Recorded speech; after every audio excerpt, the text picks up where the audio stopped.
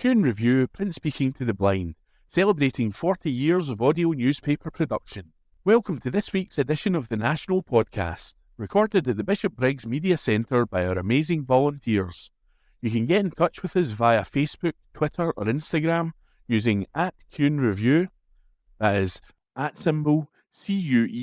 CUEANDREVIEW. You can also contact us directly by emailing information@qnreview.com. That is INFORMATION @CUEANDREVIEW.com, or by calling 0141 772 3976. That's 0141 772 3976. From the National, Tuesday the 5th of May 2026, from the sports section. Arne Engels monitored amid planned Celtic exit, by sports writer Ryan McGinley. Celtic midfielder Arne Engels is being closely monitored by several clubs, most notably RB Leipzig, according to a new report. Having recently returned from injury, the 22-year-old Belgian international has started the last 3 games for Martin O'Neill's side, playing his part in Celtic's resurgence in the Scottish Premiership. A transfer target for Nottingham Forest on deadline day, who had 3 bids for the ex-Augsburg man rejected, Sky Sports Germany's Florian Plettenberg has provided an update on Engels' future ahead of a busy summer for the club. On social media platform X, Plettenberg said, "Arne Engels is still one to watch for the summer transfer window. A departure from Celtic is planned. The 22-year-old remains on RB Leipzig's list. RB are closely monitoring him.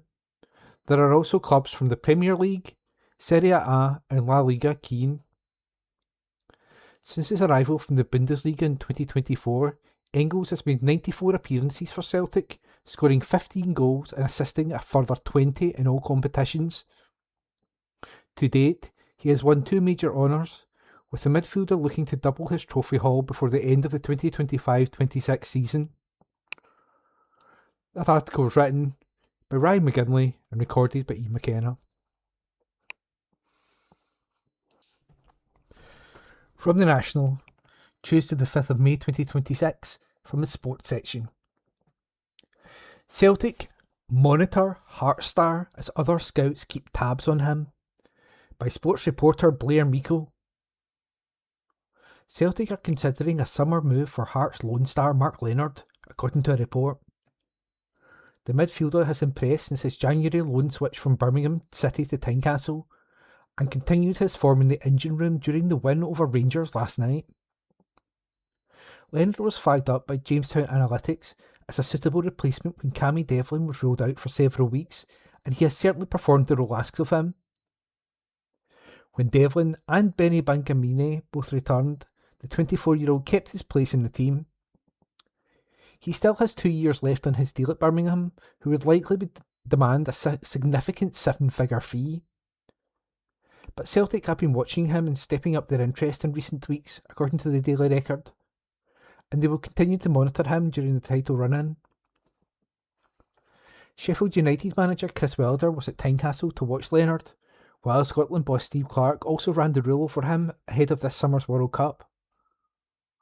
The tenacious deep-lying playmaker came through Hearts Academy before sealing a switch to Brighton as a teenager. He later shone on loan at Northampton Town in League 2, then League 1, before winning the permanent switch to Birmingham. That article was written by Blair Meikle and read by Ian. From the National, Tuesday the 5th of May 2026, from the sports section. Dunfermline defeat Arbroath at East End Park in first leg. This article is unattributed. Dunfermline will take a slender advantage into the second leg of the Premiership playoff quarter-final after a 1-0 victory over Arbroath in East End Park. Chris Kane netted the only goal of the game after 7 minutes, powering low into the bottom corner. Both sides had chances in the second half, but neither were able to find a breakthrough, setting up an intriguing second leg at Gayfield on Friday. East End Park boss Neil Lennon changed his full starting 11 from their 0-0 draw with Arbroath on Friday. Having secured their playoff spot early, as well as a place in the Scottish Cup final, Lennon took the opportunity to hand game time to a number of his fringe players in recent weeks.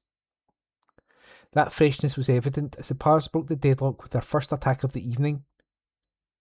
Andrew Todd did brilliantly to split the visitors' defence with a cute low pass, and Kane did the rest, slamming home from just outside the box after 7 minutes. Callum Morrison worked Aidan McManus with an angled strike before Kieran Nguyen went close after connecting with Matty Todd's corner to the back post.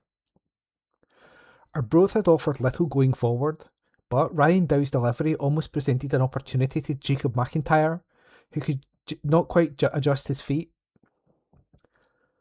After playing a big role in the opener, Todd almost added his name to the score sheet when he nutmegged Jack Wilkie, then unleashed a rasping strike that had McManus flying across his goal to parry away. The visitors ended the first half strongly. A surging run from Dow ended with a dangerous cross that narrowly evaded Finlay Marshall. A minute after the restart, Marshall spurned a huge chance after he steered wide from Gavin Riley's low cutback. At the other end, there was a scare for McAdams as he was almost caught out by Morrison's overhit cross. Alphonse Amadi lashed wildly over the top as Dunfermline continued to threaten, while Arbroath's Ryan Flynn picked up the first booking of the evening for a cynical foul on Kane. In the 66th minute, a rapid counter led by Marshall was brought to a halt after the midfielder was brought down on the edge of the box by Amadi. The Aberdeen loanee took the resulting free kick, but his effort struck the wall. Scott Stewart was fortunate not to give Kane his second goal of the night when he made a mess of a defensive clearance, almost sending the ball into the path of the forward, who was at full stretch in his efforts to knock home. With 6 minutes remaining, hesitancy in the Pars backline almost proved costly, though Riley took too long with his shot, allowing Josh Todd to make the block. The game was now swinging from end to end, and it took a wonderful stop from McAdams to turn Todd's shot around the post when it looked destined for the top corner. Marshall then had another brilliant chance to level after he outmuscled the home defence, but Aston Oxborough came up with a vital save. The author of that article was unattributed. From the National, Tuesday the 5th of May 2026. From a sports section, O'Neill's take on Hearts vs Rangers and what it means for title race, by sports reporter Blair Meikle. Celtic boss Martin O'Neill has conceded that Rangers are all but out of the title race after losing to Hearts last night. The Ibrox side fell 7 points behind the league leaders and 4 behind Celtic, with their loss at Tynecastle, and would need a minor miracle to win the league now. Danny Röhl admitted post-match that the title would now be extremely difficult for them, and O'Neill sees it from a similar point of view. Speaking on TalkSport, he said, "Rangers are a number of points behind Hearts. We are talking about 3 games left, so that would be difficult to overcome at this particular stage. I think that is the case. But it is not impossible, it can happen. You can still win your games, and the games, strangely enough, are very difficult matches still for all of us to come through. From our own position, we have to try and win the 3 games. Even that, strangely enough at this minute, mathematically might not be enough, but I still think there are a couple of twists still there." Asked if last night's result pleased him or not, he conceded he probably would have preferred a draw. The 74-year-old said, "Strangely enough, if you're looking at it from a viewpoint of what you can do, all we can do is attempt to win our games, which are difficult matches. And even if that was the case, then Hearts having a better goal difference than us, but probably deep down I was looking for a draw. A draw is very difficult to cheer on, but I think that was the case because it would then have put it in our own hands. As it turns out, mathematically speaking, it is not actually in our own hands. Should Hearts win the league, they will achieve what minority investor Tony Bloom had set out to do within 10. They will look to build on it, but the opposite view from others is that they will never get as good a chance again because Rangers and Celtic can't be as weak again. But O'Neill says there's no reason Hearts can't keep making it a 3-horse race. He added, "Why not? Absolutely. Tony Bloom has invested in Brighton, and he has done it the same at Hearts. Absolutely. If you're looking at it from a neutral viewpoint, which I am certainly not, but if you were, then there has been excitement this season because Hearts have come out and thrown down the gauntlet to the big teams, and I think that can only be good for the league." That article was written by Blair Meikle and read by Ian McKenna. From the National, Tuesday the 5th of May 2026, from the news section. All flights cancelled as UK airline collapses into liquidation. Article written by James Walker. Liquidators have been appointed to a Scottish-based airline, with all planned flights cancelled. Edinburgh firm EcoJet, which wanted to be the world's first electric airline, collapsed earlier this year. But now, Opus Restructuring have been appointed as the formal liquidators for the firm. Paul Dunis and Mark Harper from the firm have been appointed to wind up the airline. A spokesperson said EcoJet was a start-up business and has no material assets. The members have elected to fund the liquidation process to ensure that the company's employees receive their full statutory entitlements. EcoJet had planned flights from Edinburgh to Southampton and wanted to launch other journeys across Europe. The firm's boss, Dale Vince, who is also the founder of green energy firm Ecotricity, said he has paused investment into EcoJet.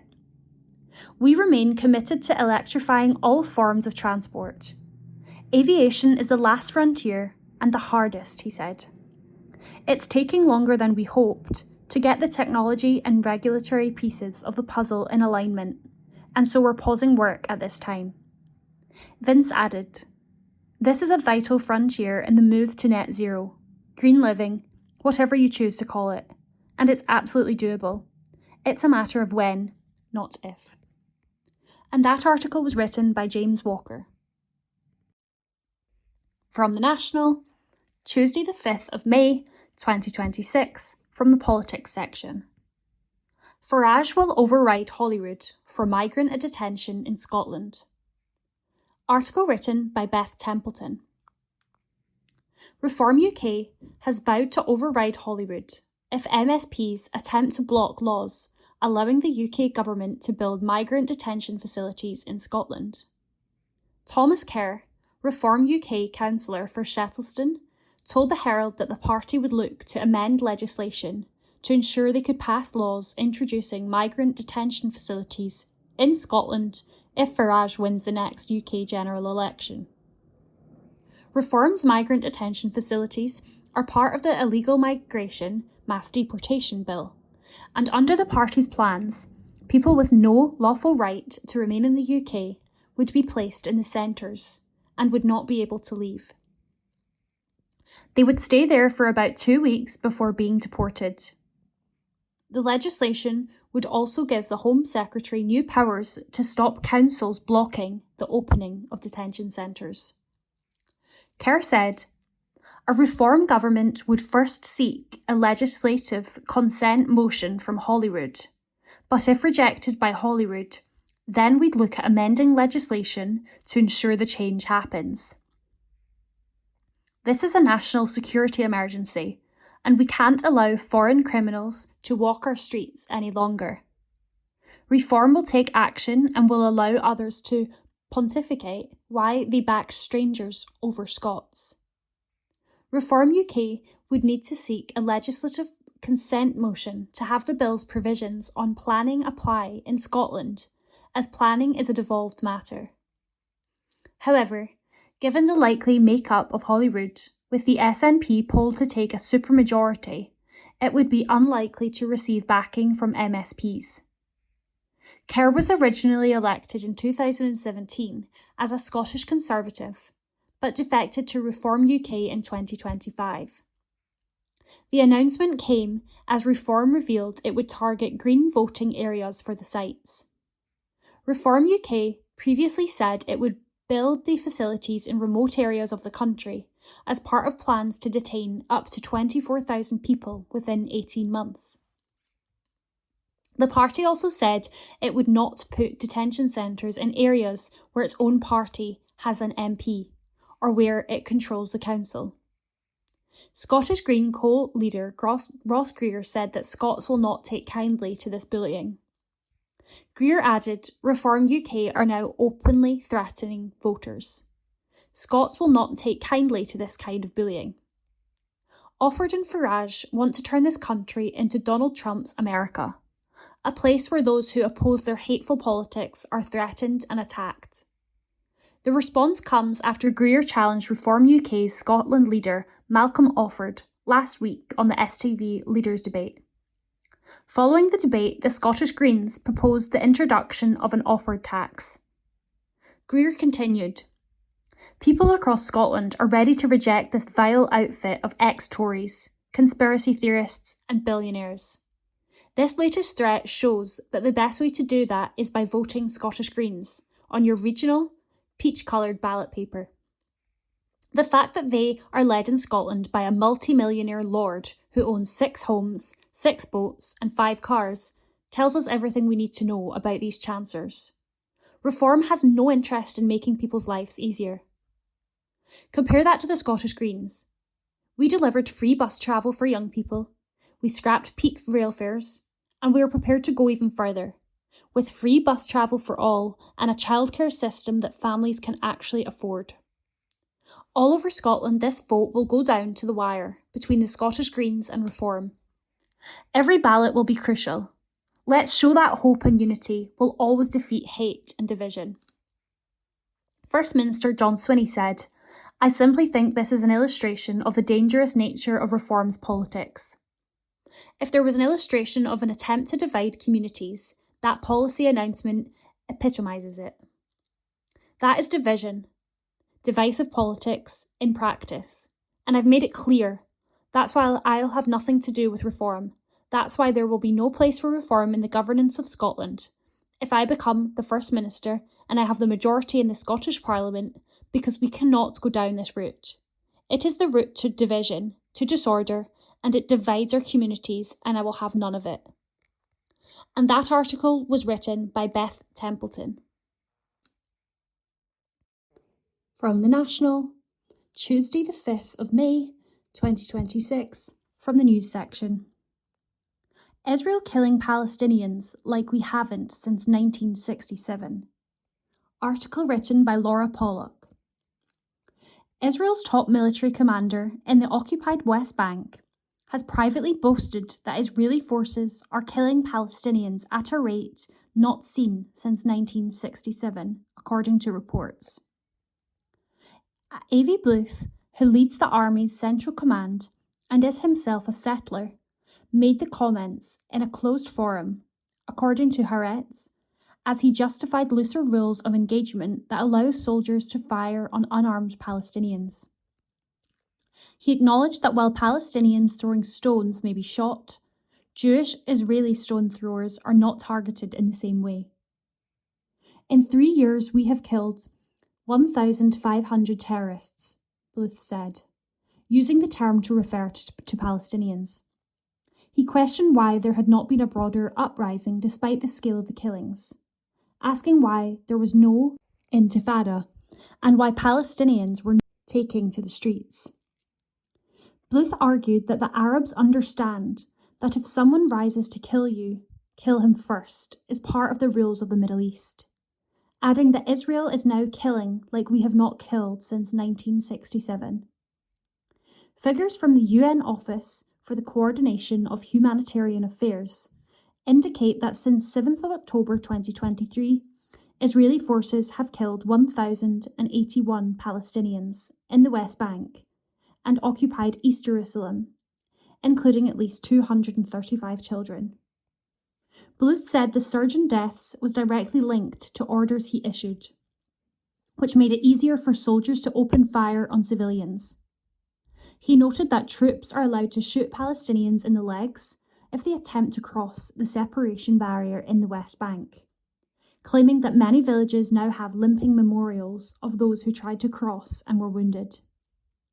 He also openly described a double standard in how forces respond to violence. Bluth said, Israeli soldiers do not fire on Israeli settlers who throw stones at troops because of sociological implications, even as Palestinians accused of the same act are treated as terrorists and shot. He further cited an incident in which 2 masked Israeli settlers were shot, saying it had triggered significant public backlash. Bluth's remarks come amid growing anger among far-right settler groups, including so-called hilltop youth militias, who attack Palestinian communities. Some accuse him of bowing to left-wing and international pressure. Last week, Haaretz reported that Bluth had described rising settler attacks as terror and criticised hilltop youth who set up outposts without army coordination. At the same time, he said the army, working with settlers, has helped establish around 150 outposts in the Area C of the West Bank in recent years, arguing that these outposts help curb Palestinian terror and construction. In response to his comments, Knesset member Linor's son, Harmalek, a prominent supporter of settler militias, called on Defence Minister Israel Katz to dismiss Bluth from his post. And that article was written by Laura Pollock.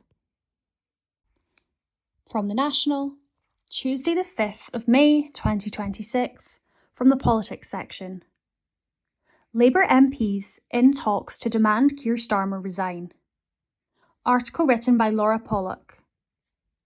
Labour MPs are reportedly discussing plans to push for Keir Starmer to resign in an open letter in the event of a drubbing in the local elections. Backbenchers from the 2024 intake are plotting to write a missive blaming the Prime Minister for expected losses at the polls and asking him to set a date for his departure, according to the Times newspaper. The move would echo the drafting of a round-robin letter by normally loyal Labour MPs calling for Tony Blair to step down in September 2006. Then Defence Minister Tom Watson and a string of junior members of the government quit their posts in a bid to force the new Labour Prime Minister to step down or name a date for his departure. Blair ultimately made a statement saying he would leave office in 12 months. MPs have been warned against doom-scrolling through leaders, even if the party suffers heavy losses at Thursday's local elections. But cabinet ministers are not said to be among those committed to signing the letter, with The Guardian reporting some had warned MPs any attempt to oust Starmer after a difficult set of results on Thursday would spark chaos within the party that would be difficult to move past. It comes amid rumblings of a potential leadership tilt by Health Secretary Wes Streeting, former Deputy Prime Minister Angela Rayner, or Greater Manchester Mayor Andy Burnham. Allies of Rayner are confident she would be able to gain the support of the 81 MPs required to launch a challenge, a number which Streeting is also said to have met through neither, are said to want to be the first to move. Meanwhile, Burnham has been tipped as a party favourite to succeed the Prime Minister, but he would have several logistical obstacles to clear before even returning to Westminster, should he seek to mount a bid for number 10. Writing in The Observer at the weekend, Starmer urged his party not to repeat the Conservative Party mistake of descending into political infighting. We have a choice. We could sink into the politics of grievance and division, or we could rise to this moment together in a national effort that matches the scale of the threats and turbulence we face, he said. When the nation rallied together to deal with COVID, the last government could have channeled that spirit to build a better nation. But instead, they descended into political infighting and let the country slump back to the old status quo. Not this time. On Tuesday morning, Communities Secretary Steve Reid, one of Starmer's strongest allies, said he was not aware of plans for a letter, adding MPs were sick and tired of all this psychodrama. Cautioning against any move to oust the Prime Minister, Reid told Times Radio it was absolute nonsense to suggest Labour would copy the Conservatives and go doom-scrolling through leaders.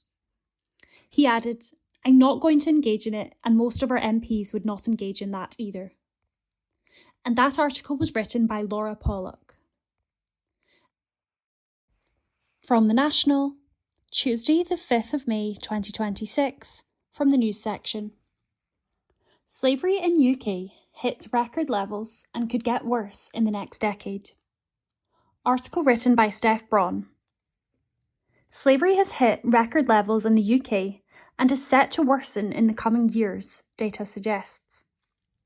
Numbers have almost doubled in the last 5 years, from 12,691 referrals in 2021 to 23,411 in 2025, according to the UK government's National Referral Mechanism, which assesses potential victims and provides support.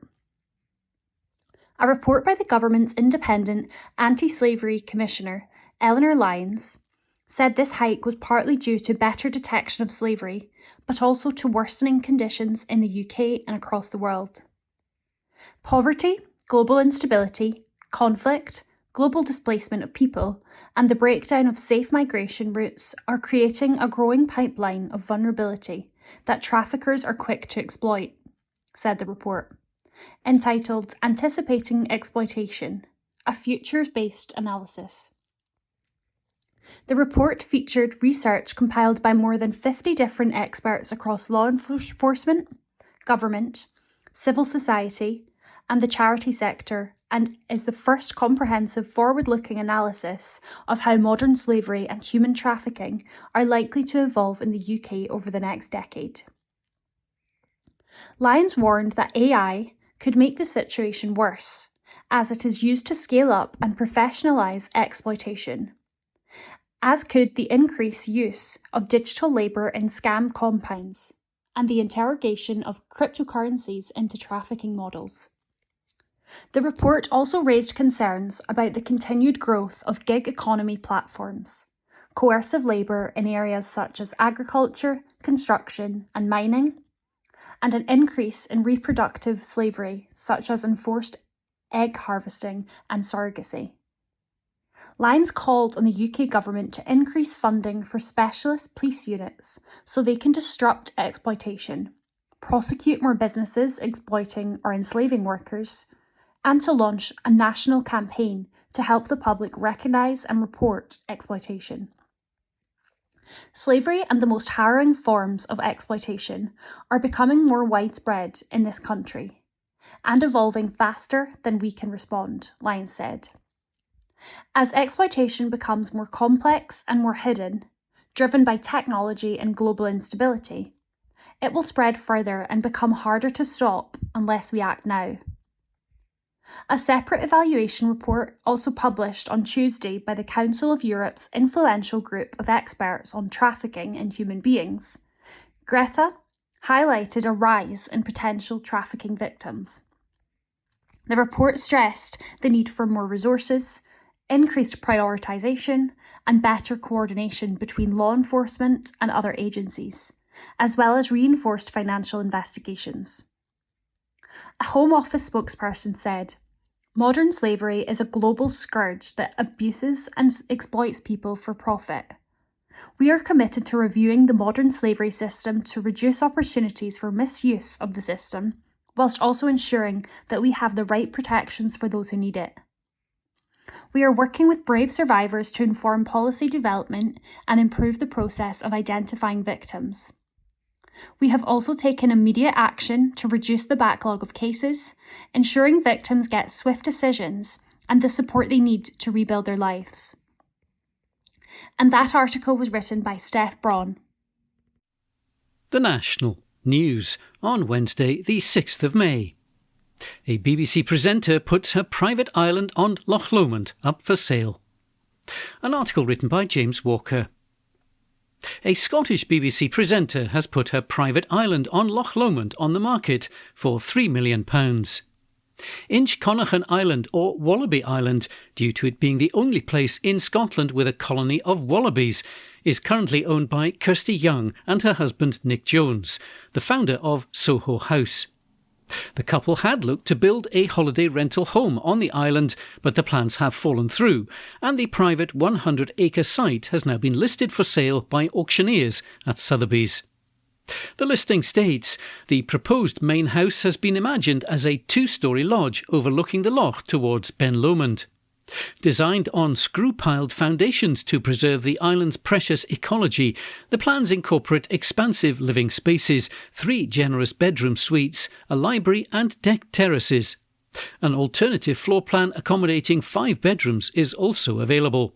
A dedicated dock and adjacent storage round off the layout. The auctioneer added, "The boathouse is positioned within a sheltered cove, a short walk through the woodland from the main house. Designed to provide secure mooring as well as independent accommodation, it sits entirely above the water with a sheltered pontoon beneath. The layout includes a boat shelter and a warden's residence comprising a bedroom, bathroom and an open-plan kitchen and living space, together with a further multifunctional room. All structures have been carefully conceived to minimise disturbance to the woodland floor and root systems, in keeping with the island's protected status. A mainland jetty and garage with storage are also included." Ms Young and Mr Jones bought the island for £1.6 million in 2020. While it's for sale for £3 million, it's also been listed with planning permission for a huge £7 million project, which buyers can wait 2 years for and pay £10 million. An article written by James Walker. The National. Politics, on Wednesday the 6th of May. John Swinney writes an open letter to Scots on the eve of the Holyrood election. A front-page article written by Jane MacLeod.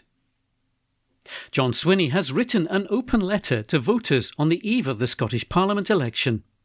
The SNP leader vowed his party will do everything we can to support people through these tough times, if it returns to government. He said that other parties have nothing to offer and accused Sir Keir Starmer's Labour of doing absolutely nothing to help Scots in the midst of a cost of living crisis. Mr Swinney's letter says, "Dear Scotland, tomorrow you will decide who will be your government and who will be your First Minister. I know this election comes at a time when people are really struggling with the cost of living. Food, energy and fuel costs just seem to keep going up, and Keir Starmer's UK Labour government have done absolutely nothing to help. That is not the approach that I will ever take. I've set out how we will do everything we can to support people through these tough times. We'll bring down the cost of the weekly shop with a legal price cap on essential food items in big supermarkets. We'll lower the cost of your commute with a £2 cap on bus fares. We'll provide up to £10,000 support towards a deposit for first-time buyers. We'll increase support for childcare costs for every single family in Scotland with a child from 9 months old until the end of primary school. And with the fresh start of independence, we will ensure that we use Scotland's energy wealth to bring your energy bills down. The SNP wants to lower your bills, but the other parties want to stop us. They have nothing to offer, so they want you to vote for an opposition to stop things happening. I'm asking you to vote for an SNP government to get things done. The best way to ensure that we can deliver for you is by electing not just an SNP government, but a majority SNP government. That majority ensures that we can support people with the cost of living. It locks Nigel Farage out of power in Scotland, and it delivers the fresh start of independence. I think that we're so close to doing that, it's within touching distance. But we have to make it happen. The opportunity is in your hands, and tomorrow I'm asking for your support to ensure that we grasp it. That comes by using both of your votes for the SNP, delivering a government on Scotland's side, and re-electing me as your First Minister. I've spent my entire adult life serving the country I love, and if I have the privilege of your support on Thursday, I promise that I will use every bit of my experience and give every fibre of my being to delivering for you. Yours for Scotland, John Swinney."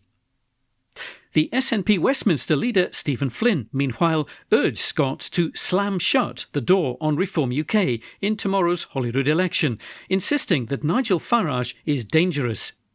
The SNP MP, who is running for Holyrood in the Aberdeen, Deeside and North Kincardine constituency, said that with voters across the UK scunnered with the Labour government and that Starmer had opened the door to Farage and his party. But he insisted that reform could be beaten in Scotland. With local councils across much of England also up for grabs tomorrow, as well as seats in the Senedd in Wales, Mr Flynn said, in England, Farage is in first place, but in Scotland he can be beaten by the SNP. The SNP are the only party strong enough to stop Farage at the Scottish borders and send him packing. Warning that it looks inevitable that local elections in England will be about the rise of Farage, Mr Flynn said that Scots could choose a different path. He added, by voting SNP tomorrow, Scotland can halt the rise of Farage, prioritise the cost of living and escape the constant chaos of Westminster control with independence. Mr Flynn said, Keir Starmer opened the door to Nigel Farage by breaking his promises and leaving voters absolutely scunnered. But people in Scotland can slam it shut by voting SNP on Thursday. The SNP Westminster leader said that there was no question that Britain is broken, but he claimed that Mr Farage had made it even worse by imposing Brexit, which has wiped billions from the UK economy and left us all poorer. Continuing his attack, Mr Flynn said, Farage is the ultimate snake oil salesman, pretending he's the fix to a mess that he helped create. The truth is, he's dangerous. Farage poses the biggest threat to Scotland's NHS. His rhetoric is poisonous, his policies are toxic, and he's only interested in lining his own pockets with millions of pounds in murky funds from crypto donors and far-right cranks. A front-page article written by Jane MacLeod. The National Politics on Wednesday, the 6th of May.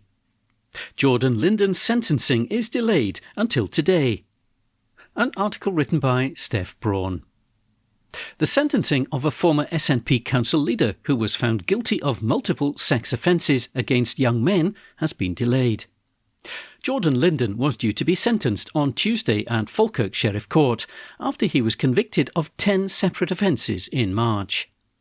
But this has now been delayed until Wednesday after Mr Linden's defence lawyer David Mogach KC was held up with another case in Inverness. Mr Linden, who left the SNP in 2024, resigned as the leader of North Lanarkshire Council in July 2022 after reports of alleged sexual harassment emerged, leading to the collapse of the SNP administration in the area. He was convicted of 10 separate offences last month following a trial at Falkirk Sheriff Court, including 5 sexual assaults. He was also found guilty of 3 counts of engaging in a course of conduct causing fear or alarm, and of charges involving sexual communication. The offences spanned the period 2011 to 2021. Following the conviction, the First Minister John Swinney ordered an independent review of the SNP's processes in the wake of concerns about the handling of complaints against Mr Linden. Mr Swinney's party welcomed the verdict against Mr Linden and commended the bravery of the individuals who came forward and shared their experiences with the police. An article written by Steph Braun. The National Politics on Wednesday the 6th of May. The latest Scottish poll predicts a Green surge to fuel pro-independence majority. An article written by Jamie Calder. Another multi-level regression and post-stratification, thankfully shortened to MRP, poll is suggesting that the Greens could make an historic breakthrough on Thursday, securing a pro-independence majority with the SNP. Polling of 6,543 people conducted by YouGov for the Times newspaper and Sky News suggests that the Scottish Greens are on track to secure 16 seats in Holyrood. The SNP is also projected to secure 62 seats, down from YouGov's previous prediction of 67, meaning that they fall short of an outright majority. Reform UK is expected to become the main opposition party, securing 19 seats, ahead of Labour's 17. The Scottish Conservatives are projected to land in a distant 6th, with just 7 seats, behind the Lib Dems' 8.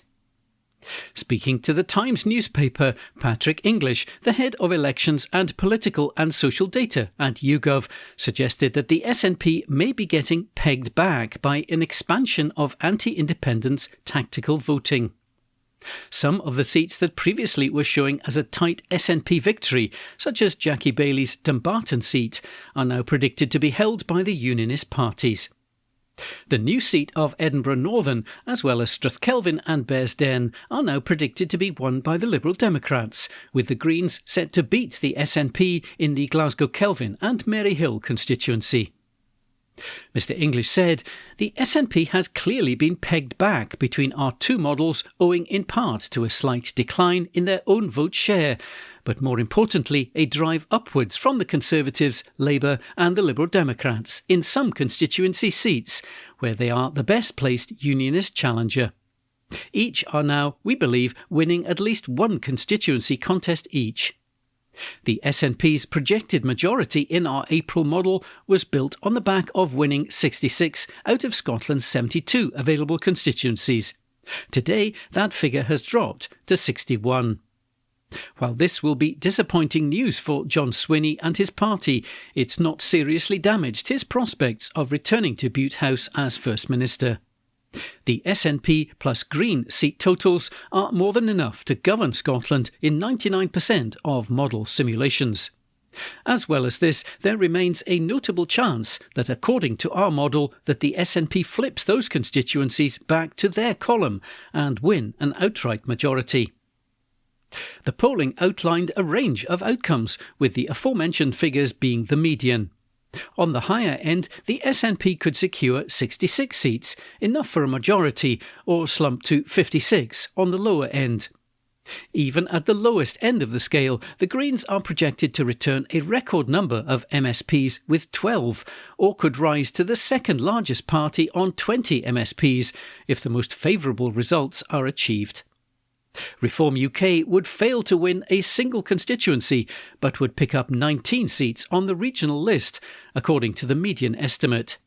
The pollsters' seat ranges project that Malcolm Offord's party will win at least 15 and potentially as many as 23 MSPs. Even on the highest end, Labour's outcome is likely to be the worst in its post-devolution history, with a maximum return of 21 MSPs. If the polls do not go Anasawa's way, his party could return as few as 11. Similarly, the Conservatives could return as few as 5 MSPs, with the highest estimate of 12. Whilst there's only a small chance of a candidate outside the main 6 parties gaining a seat, the YouGov prediction does suggest that there could be one gain for an independent or a fringe party, on their most optimistic prediction. An article written by Jamie Calder.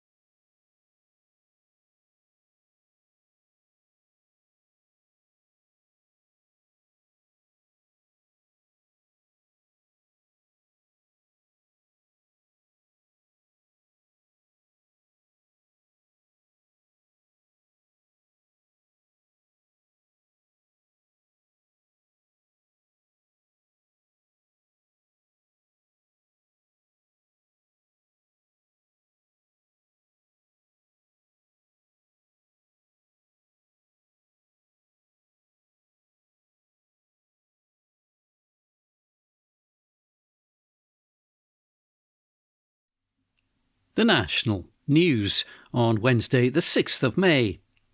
A teachers' union issues a warning over the rise of social media abuse by parents. An article written by Jane MacLeod. Increasing abuse from parents on social media and in group chats is causing teaching staff stress and significant harm, a teaching union has said. According to the NAS UWT union, teachers in Scotland are increasingly facing threats, verbal attacks and online abuse from parents. Teachers are reporting that parents and carers have been making complaints to schools about teachers using tools such as AI, covert recording and social media to make accusations and threats. Matt Rack, the NAS UWT General Secretary, said that minor problems are being escalated and blown up in group chats. He said parents absolutely have the right to complain to their child's school if they have a concern. However, we're increasingly receiving reports from teachers that they're facing verbal abuse, being targeted on social media and being covertly recorded by some parents unhappy at some aspect of their children's experience at school. Minor problems that would have previously been addressed between teachers and parents with little fuss are increasingly being escalated by parents and blown up online and in group chats. This is all causing stress and significant harm to staff welfare and well-being. We believe that the time has come for action from COSLA and local authorities to protect teachers from abuse from parents and from complaints that are malicious or vexatious. The union believes that many of these complaints stem from parental frustration relating to the underfunding of the education system and a lack of resources and specialist support for pupils. This week, teachers at the NAS UWT Scotland annual conference will call for COSLA and the local authorities to introduce clear guidelines for schools on dealing with complaints from parents and carers. They're also requesting that local authorities take action against parents and carers where there is evidence that complaints are vexatious or malicious. Mike Corbett, the NAS UWT Scotland national official, said, "The ease with which parents can air their views on social media or in group chats and the normalisation of filming and recording in public spaces has undoubtedly contributed to the increase in complaints and abusive behaviour from parents. But teachers are also increasingly taking the blame from frustrated parents for problems which often stem from a lack of funding and resources in our schools. Teachers are being sworn at, having their professional abilities derided and accusations made about their personal lives and conduct. We need better systems for handling complaints to ensure that parents are not able to abuse the complaints process and to make sure that teachers receive the backing and protection from harassment that they have a right to expect from their employer." An article written by Jane MacLeod. The National on Wednesday the 6th of May. Opinion. Nature can't remain the background issue it's been during the election campaign. A column written by Dan Paris. Scotland and nature are in many ways inseparable. Our landscapes, our wildlife and our seas are all at the heart of our shared culture and identity, and people come here from all around the world to see the wonders that we enjoy on our doorsteps. But our natural environment is nowhere near healthy. We face enormous risks from climate change, from the dramatic impacts of wildfires and extreme storms, to the slower but the very real threats of habitat loss and species decline. These risks come on top of longer historic declines, which have left Scotland one of the most ecologically degraded countries in the world. Nature in Scotland could be so much richer than it is right now. The Natural Environment Act aims to change this. The next Scottish Government will be required to set legal targets to restore biodiversity, putting nature protection on the same priority status as tackling climate change. These targets are urgent. Ministers have said that they intend to stop biodiversity loss by 2030 and to significantly restore nature by 2045. And that is no simple task. Despite these looming deadlines, in the heat of an election campaign, the future of the planet has been pretty low profile. The think tank Future Economy Scotland's assessment of party manifestos was lukewarm on climate and nature commitments. The political debate around climate has centred on oil and gas, and to be frank, has felt completely detached from the reality of the energy crisis and the global transition away from hydrocarbons. Things have changed since the United Nations Climate Summit brought thousands to Glasgow streets and the moral case by school strikers kept the environment at the top of the political agenda. War, political instability and the cost of living have altered the political context. At this election, for the first time, we will have MSPs elected on an explicitly anti-net zero platform. But the supposed end of political consensus on the environment has been massively overstated. Despite a well-funded and very deliberate attempt to turn climate change into a wedge issue, all evidence shows that the vast majority of people across Scotland and the UK remain concerned about its impact and want governments to act. Polling shows that this will be reflected in this week's election, with parties committed to meeting climate and nature targets expected to make up the overwhelming majority of MSPs. Even among those parties that are hostile to net zero, it's wrong to assume that their voters share their enthusiasm. Research conducted last year by the Diffley Partnership found that both Reform and Conservative supporters support greater climate action by 2-1. Most of the public want to protect the planet, and most of the politicians they elect say that they'll do so. The next Scottish Government needs to block out the noise and focus on delivering what matters. Otherwise, the impact of climate change and nature loss will become even more disruptive in coming years. A column written by Dan Paris, who is Director of Policy and Engagement at Scottish Environment Link. The National, on Wednesday the 6th of May. Opinion. The UK's establishment has declared war on dissent. A column written by Sophie Johnson. Sir Keir Starmer, in a speech to the nation following the horrific attacks on 2 Jewish men in London's Golders Green, signalled the opening of a concerted state campaign against the anti-war movement and political dissent. In his address, the Prime Minister squarely took aim at the national Palestine solidarity marches. Setting the scene for a further increase in police powers, these marches, he suggested, have caused a rise in anti-Semitic hate crimes. Earlier that day, the government's reviewer of terrorism legislation, Jonathan Hall, repeated his call for a moratorium on Palestine demonstrations following an emergency Cobra meeting with the Cabinet and key figures from Britain's security apparatus. The time had come, he said, for the government to take more risks as to what it's prepared to do. Nigel Farage, Kemi Badenoch and a sea of other political figures and much of Britain's political commentariat scrambled to agree. Mr Farage said that the government had been weak on the demonstrations. Miss Badenoch followed with a call for an outright ban on Palestine protests, claiming that it's quite clear that they're used as a cover for promoting violence and intimidation against Jews. Pressed by Laura Koonsberg on whether the march called by far-right thug Tommy Robinson on the same day should also be banned, the response was to insist that the Palestine protests were uniquely illegitimate because they targeted a minority community. Between Wednesday and Friday last week, some 194 stories in the UK media referred to hate marches. These were not in connection with Mr Robinson's planned provocation, which open fascists are advertising online as a day of intimidation against minorities, but to the Palestine solidarity marches.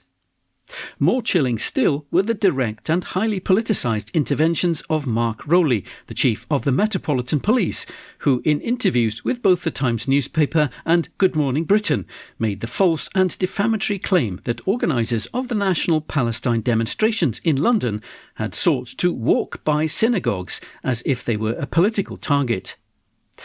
On its own, the attempt to link the Palestine solidarity demonstrations with the attacks at Golders Green last week is deeply disconcerting.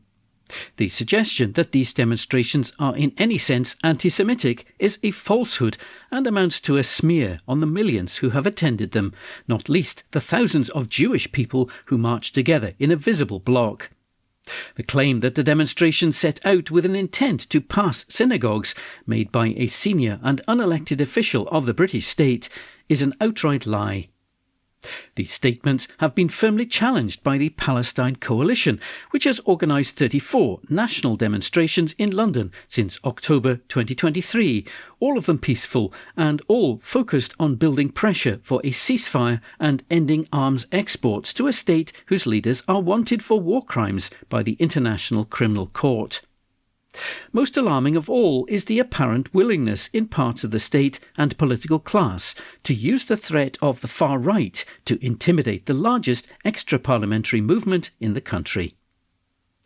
On the 16th of May, the police have granted permission for Mr Robinson's demonstration to pass through the political centre of London, despite the Palestine Coalition requesting a similar route months earlier. As the police are well aware, Mr Robinson, who tore up a Palestine flag at his last demonstration, called this march as a direct provocation on a weekend when the movement mobilises every year. There are precedents for the state's use of far-right street movements as battering rams against the left. None of them are good. Taken together, these developments mark new battle lines being drawn by a British establishment united across party lines and coordinated with an openly politicised and unaccountable state apparatus. The Palestine Solidarity Movement is the central target of these efforts because it's proved itself to be the most effective political opposition to British state policy in recent history. A genuine mass movement driven by widely felt anger at Israel's actions in Gaza and British political and material support for them, it's become a symbol of the disenchantment of millions with traditional political authority. It's bitterly resented across the establishment, from the parties to the police and the media. And it's feared as a permanent social force, demanding that those in the UK government who are complicit in genocide should be held to account. The attack came a week before elections, in which the current administration is set to lose further votes, not least to the left. The media and political set aim to derail Zach Polanski's surging Green Party, just as they united against Jeremy Corbyn. Challenges to the status quo are to be punished. In this process, Britain's monstrous and disastrous foreign policy must be defended against the mass movement against war and for the Palestinians. The state has judged that the moment has come to intervene and curb the primary source of political dissent in this regard. But we have survived attacks before. The political establishment has already exposed themselves in relation to Gaza. Try as they might, we will not be deterred from marching, organising and campaigning. That said, the period ahead will demand more from progressive forces, particularly those that seek to challenge British imperialism. It will demand organisation equal to the scale of the attack and clarity about what is now being confronted. A crucial struggle for our basic democratic rights and civil liberties is underway. Our movement is a broad cross-section of society, uniting people across faith and politics against war, racism in all its forms, and genocide. The fallacious attacks against it will not stand the test of time. History will record who opposed the mass murder of the Palestinian people, just as it will those who provided the political cover and the arms to carry this crime against humanity out. And it is that which condemns the whole British establishment. A column written by Sophie Johnson from Stop the War Scotland, which is a significant group in the fight against Britain's involvement in conflict. The National News on Wednesday the 6th of May. See which airport has been crowned the worst in Scotland for delays. An article written by Beth Templeton. A list has been drawn up of the airports in the UK ranked the worst for delays, sparking a warning that consistent late flights make it difficult for passengers to book with any real confidence. Edinburgh Airport has been ranked the worst in Scotland for delays, according to analysis of Civil Aviation Authority data. Departures from Edinburgh were on average 15 minutes and 24 seconds behind schedule in 2025, putting it 12th on the list across the UK. In the same UK-wide list, Glasgow was in 18th place, with an average delay for departures last year of 14 minutes and 54 seconds, down from 18 minutes and 24 seconds in 2024. Aberdeen was 21st, with departures running an average of 10 minutes and 24 seconds behind schedule. Small Scottish airports such as Inverness, Dundee and Prestwick are excluded because they don't meet the flight threshold. The analysis took into account scheduled and chartered departures from the 23 commercial UK airports with at least 1,000 outbound flights last year. Flight delays are often caused by issues outside the control of airports, such as air traffic control disruption and bad weather. Rory Boland, the editor of the magazine Which Travel, said that the choice of airport shouldn't make or break your trip, but too many holidays got off to a terrible start last year. Manchester is rated the worst in the UK, with departures nearly 20 minutes behind schedule on average, despite having a 30-second improvement from the previous year. Cancellations are not included. A spokesperson for trade body Airports UK said that passengers are benefiting from improvements in the service that they receive, and that delays in 2025 were down significantly on the previous year. An article written by Beth Templeton. The National News on Wednesday the 6th of May. World Cup disruption warning as airport workers vote on strike action. An article written by Jamie Calder. Workers at 3 major Scottish airports are to be balloted on strike action, with union bosses warning of a summer of disruption if demands are not met. Several industrial action ballots are opening this week, with 900 workers at Aberdeen, Edinburgh and Glasgow airports involved in the pay dispute. If they vote in favour of industrial action, it could mean major disruption to travel plans for the World Cup, the Commonwealth Games in Glasgow and Edinburgh's Fringe Festival. Unite's General Secretary Sharon Graham said, "Hundreds of workers across Scotland's largest airports are heading towards summer strike action. The companies involved are all highly profitable. They can easily afford to give our members fair and reasonable pay offers, but have decided to put boosting profits before people." Edinburgh Airport is Scotland's busiest, and Unite the Union has confirmed that around 500 staff members of 2 companies operating at the airport are to be balloted. Around 370 Edinburgh Airport Limited workers being balloted include airport ambassadors, airside support officers, engineers and managers. Around 280 ground crew employees employed by Menzies Aviation across Edinburgh and Glasgow airports are also involved. Menzies Aviation provides services for a host of major airlines, including American, United, British Airways, Aer Lingus, Emirates, Lufthansa, Loganair and Air Transat. A further 240 Unite members employed by ICTS at Edinburgh and Glasgow airports are being balloted. They deal with passengers directly in the security search areas and process them for flights. The union believes that the companies are able to meet their pay dispute demands, highlighting Menzies Aviation's record 2025 earnings of $3 billion in global revenue. Edinburgh Airport Limited also increased its profits from £88.2 million in 2023 to £144.4 million in 2024. Carrie Donoghue, Unite's industrial officer, said, "Any strike action would ground planes and passengers during an expectedly busy period with the World Cup and the Commonwealth Games. The blame for this situation arising will lie entirely with these extremely wealthy companies. They can end these disputes immediately, and in doing so they can give the travelling public peace of mind." 4 of the ballots involving Menzies Aviation staff at Glasgow and Edinburgh airports, ICTS employees at Glasgow Airport and staff working for Edinburgh Airport Limited will close on the 21st of May. The ballots for Menzies staff will open on Thursday, while the ICTS ballot has been open from the 1st of May. The Edinburgh Airport Limited vote will open on the 8th of May. ICTS staff at Aberdeen will have until the 28th of May to vote, with the ballot opening on Tuesday. An article written by Jamie Calder.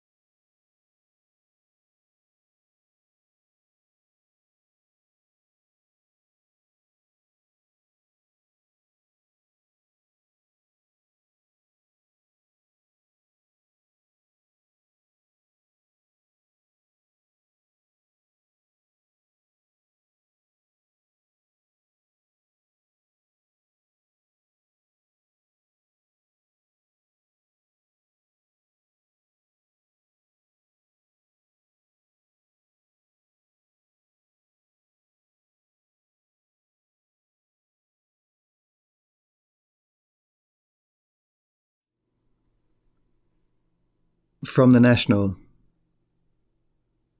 News section, Thursday the 7th of May. Pro-independence parties make final pitch to Scottish election voters. Written by Lucy Jackson. Pro-independence parties have made their final pitch to voters as polls open across the country for the Scottish elections. From 7 a.m. until 10 p.m. on Thursday, people in Scotland can cast their vote in the Holyrood elections, determining who will be elected to the Scottish Parliament and ultimately form the next government. The final MRP poll of the Scottish elections, published on Wednesday evening, found that while a majority is out of reach for the SNP, a pro-independence majority in Holyrood is almost certain. Here's what pro-independence parties have said in their final bid to voters. SNP. First Minister John Swinney has said a vote for the SNP will bring real action on the cost of living, lock Nigel Farage out of power and secure a fresh start with independence. The SNP leader called on voters to unite behind the SNP, as he said the opportunity of a better future is within touching distance. Ahead of the polls opening, Swinney said, today is Scotland's opportunity to choose a better future by voting SNP for real action on the cost of living, to lock Nigel Farage out of power and to secure a fresh start with independence. I urge people in every part of Scotland to unite behind the SNP to make it happen. Swinney said the SNP are the only party that set out a positive vision for Scotland's future and which has a serious plan to support people with the cost of living. We have set out our plans to bring down food costs, give families more support with the cost of childcare, lower the cost of your daily commute, and provide more support for first-time buyers, he said. The First Minister continued, the SNP wants to lower your bills, but all the other parties want to do is stop us. They have no plan of their own and nothing to offer. They want you to vote for an opposition to stop things happening. I'm asking people to vote for an SNP government to get things done. By casting both votes for the SNP, Scotland can elect a stronger majority SNP government that will always stand up for Scotland, prioritise the cost of living, and deliver that fresh start of independence that Scotland needs. That opportunity of a better future is now within touching distance. Let's make it happen today by voting SNP. Scottish Greens. Ahead of the polls opening on Thursday morning, the Scottish Greens have said that voting for them will keep the hateful and divisive politics of Reform UK out of the Scottish Parliament. Co-leader Gillian Mackay has urged Scots to vote for the Greens on the regional ballot in order to secure a pro-independence majority and shut out Reform. She said, we don't have to accept a broken status quo. It's time to demand better. Every vote for the Scottish Greens is a vote for a fairer, greener and independent Scotland and to reject the hatred and division of Reform UK. Mackay said the Scottish Greens have a proud record of change, including policies such as delivering free bus travel for under-22s, ending peak rail fares and wiping school meal debt. She added, with more Green MSPs, we'll deliver free bus travel for everyone across Scotland, climate action to insulate homes and cut energy bills, and free and flexible childcare for every child over 6 months. We'll do it by making the super rich pay their fair share. The Scottish Green co-leader said that this is a stark contrast with Reform UK, which she argued will try to play communities against each other and do the bidding of their multi-millionaire donors. Every vote will be crucial. The polls show that all over Scotland it will go right down to the wire between the Scottish Greens and Reform. It is vital that we beat them and that hope beats hate, Mackay added.